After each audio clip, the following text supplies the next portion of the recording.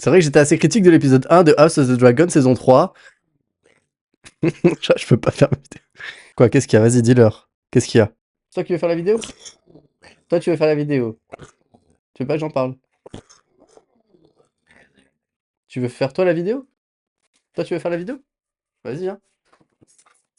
Regarde. Regarde, c'est lui qui va faire la vidéo. On peut parler d'House of the Dragon ou pas? Bon, c'est vrai que j'ai été assez critique de l'épisode 1 de House of the Dragon, mais là, il faut le dire, c'est très bien. Bonjour à tous, bienvenue dans le coin de Thibaut, on est parti pour une vidéo, enfin en tout cas j'espère que je vais réussir à la faire, une vidéo consacrée à House of the Dragon épisode 2 et 3, qui sont donc disponibles sur HBO, HBO Max, hein, comme d'habitude, et donc voilà, donc je voulais faire cette vidéo, c'est vrai que la semaine dernière, il y a pas mal d'actualités encore, donc j'ai pas pu faire la review de l'épisode 2 directement, mais je me dis, en vrai, vu les épisodes que c'est, ça se complète plutôt bien, le 2 et le 3, je vous rappelle que donc, il y a ma vidéo sur l'épisode 1 où j'ai été très critique sur le fait que, ben voilà, c'était pas le banger que beaucoup disaient. C'était un joli épisode, un bon épisode de Game of Thrones ou de House of the Dragon, mais c'était pas non plus... Enfin voilà, il y en a qui disaient incroyable et tout ça, ça va. Si maintenant, dès qu'il y a un mort, on dit que c'est incroyable, enfin voilà, faut aussi que les fanboys un peu de House of the Dragon savent aussi qu'ils puissent faire aussi un peu la critique, faut être critique sur les épisodes, enfin c'est un peu notre boulot si on fait des vidéos, des critiques sur YouTube, donc voilà, il fallait dire, l'épisode 1 était ok, mais c'était pas non plus, enfin voilà, pour un début de saison, franchement, ça a démarré tranquillou. Bon voilà, en tout cas là on a passé la seconde, ça y est, depuis l'épisode 2 et 3, ça y est, là on a passé la seconde, donc on a maintenant Rhaenyra qui accède enfin à son trône de King's Landing, et qui va donc reprendre donc le trône de Alicent, de Aegon, tout ça. Enfin, au bout d'un moment, je sais même plus qui est roi, qui est reine dans tout ça. Mais voilà, donc elle a enfin officiellement l'héritière du trône, comme son père lui avait dit. Et donc voilà. Mais ce qui est intéressant, c'est que du coup, eh bien, alors, à la fin de l'épisode 2, donc elle accède enfin à son trône, il y a tout... Voilà, l'épisode 2, c'est le deuil par rapport à son... je spoil, hein, mais du coup, par rapport à son fils décédé à la fin de l'épisode 1, donc on a tout ça, et puis ensuite, allez, on court jusqu'à King's Landing pour récupérer le trône, avec cette scène, ce retournement dans l'épisode 2, où tu crois qu'en fait, ils vont se faire arrêter par la garde, mais en fait non, puisque, comme Daemon a été la main du roi à un moment donné, eh bien, une partie de l'armée du roi, eh bien, s'en souvient et donc vient les aider à reprendre officiellement le trône. Donc voilà, tous les mécréants, tous les traîtres sont tués ou jetés en prison, enfin, on sait pas trop ce qu'ils vont dire. Bref, Rhaenyra accède enfin au trône. D'ailleurs, elle y va, on sent il y a pas une timidité, mais tu vois, genre, c'est pas naturel. Enfin, il y a un truc où, tu sais, elle a tellement attendu que finalement, maintenant qu'elle est en face, tu sais, peut-être, soit elle y croit pas, soit, enfin, il y a un truc, tu vois, c'est assez intéressant. Vraiment, le personnage de Rhaenyra, moi, je l'adore, je la trouve vraiment hyper intéressante, que ce soit l'actrice, le jeu, enfin, voilà, même l'histoire, là, qui est faite autour d'elle, je kiffe vraiment chaque plan, chaque apparition de Rhaenyra, moi j'adore. Je trouve qu'elle a une présence, cette actrice, enfin, et il y a beaucoup de, tu sais, c'est très pudique, beaucoup de retenue, mais en fait tu arrives à tout voir, enfin peut-être pas tout, mais tu vois beaucoup de choses de son personnage, tu vois qu'elle est tiraillée, tu vois que il y a jamais un choix qu'elle fait qui n'est pas réfléchi, mais genre vraiment c'est une bataille en elle, et elle sait même pas quand elle dit des choses si ce qu'elle fait est juste, si elle prend la bonne décision. Et ça qui est hyper intéressant, c'est qu'en fait on n'est pas dans un truc un peu comme, je sais pas, Cersei, où chaque fois qu'elle disait un truc, c'était voilà, c'était une lame qui tombait, ou je sais pas, les différents rois qu'on a pu voir dans Game of Thrones, Stark et tout ça, tu vois. Là, on voit vraiment une reine qui doute, une future reine avant, mais je veux dire, là, une reine qui doute, et d'autant plus donc, dans l'épisode 3, où là, on voit voilà, le poids du trône, finalement.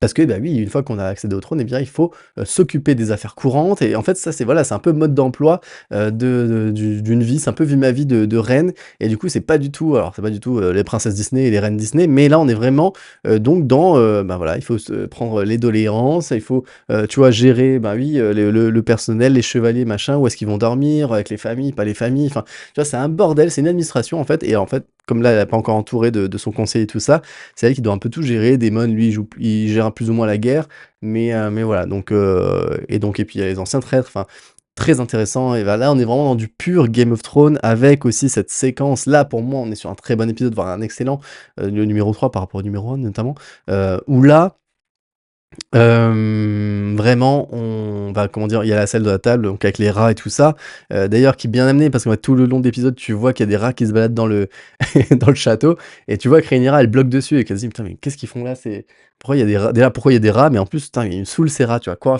en faire? Et donc parce qu'on a une explication, on a une révélation qu'en fait, voilà, les bourgeois, ont piqué la bouffe, en fait, des pauvres, partout dans la ville pour se faire enfin, voilà, pour ne pas souffrir de famine et de l'embargo que Rhaenyra avait fait sur le château et donc les pauvres n'avaient plus rien à manger, ils ont dû manger des rats. Et du coup, eh bien, voilà, elle leur fait un peu, manger, à comment dire? Arroser l'arroseur, c'est-à-dire que, voilà, elle va faire manger des rats, assez bourgeois, enfin à sa cour, on va dire, autour d'une table. Donc vraiment, c'est bien amené. Là, on est vraiment dans du pur Game of Thrones. Bon, tu le vois un petit peu venir, hein. Enfin, en tout cas, moi, j'avoue que quand j'ai vu les assiettes arriver, j'ai fait le lien tout de suite avec les rats parce que même moi, j'avais tilté sur les rats et je me fais: «Putain, c'est quoi ces rats dégueulasses là?» Et j'avoue que en fait, je me suis dit: «Voilà, on est dans Game of Thrones, qu'est-ce qu'elle pourrait faire? Bon, il y aurait ça», tu vois? Et donc voilà, donc petit à petit, elle rentre, voilà, elle met ses pieds dans les bottes d'une bonne reine de Game of Thrones. Et voilà, enfin, en tout cas, ça fait une scène très intéressante. Mais tout l'épisode 3 est vraiment, pour moi, pour l'instant, sur le meilleur de cette saison. On est sur mode d'emploi d'une reine, tout ce qu'il faut gérer, tu vois, et le poids, vraiment le poids sur ses épaules. Et Rhaenyra, enfin l'actrice qui joue Rhaenyra est incroyable, enfin, elle joue très très bien. Et donc voilà, donc vraiment j'ai passé vraiment un très bon moment. J'étais vraiment dubitatif sur le premier, j'avoue, hein, mais je le redis. Et puis faut savoir dire quand c'est ok, tu vois, quand c'est moyen, mais on n'est pas obligé de s'enthousiasmer. Enfin, à chaque épisode, enfin tout épisode de Game of Thrones et de House of the Dragon n'est pas une masterclass, quoi. Enfin, au bout d'un moment, et c'est pas parce que c'est le premier épisode d'une saison qu'il faut s'enjailler comme si c'était, voilà, enfin, c'est comme les fans de Marvel qui vont te dire que le dernier Marvel en date est toujours le meilleur. Voilà, non. Game of Thrones, tous les épisodes de Game of Thrones sont pas incroyables. Il y a des dingueries dans certains épisodes et c'est ceux dont on se souvient le plus. Le Red Wedding, tout ça, enfin, mais tous les épisodes, enfin voilà, sur une saison, et c'est normal. Enfin, et c'est pas pour dire que House of the Dragon, c'est nul ou faut l'enterrer. Pas du tout, mais c'est juste que quand tu démarres, moi j'avoue que quand tu démarres une saison, je m'attends à un petit peu plus, que ce soit en termes de complot ou que ce soit en termes d'action. Surtout que là, la guerre, on l'attendait depuis un petit moment, tu vois, l'affrontement. Donc, je trouvais que c'était un peu timide. Et puis, surtout que, excusez-moi, je reviens sur l'épisode 1, mais la mort, on la voit venir depuis le début de l'épisode, t'as capté que tel personnage va mourir, quoi. Donc, ce qui n'était pas le cas dans Game of Thrones. Dans Game of Thrones, souvent, enfin, vraiment, j'ai pas de mort que j'ai vu venir à 10 km, quoi. Souvent, tu le vois pas venir, justement. Et c'est ça, c'est d'ailleurs cette surprise qui fait que les épisodes sont marquants. Donc voilà ce que je pouvais vous dire sur ces deux épisodes.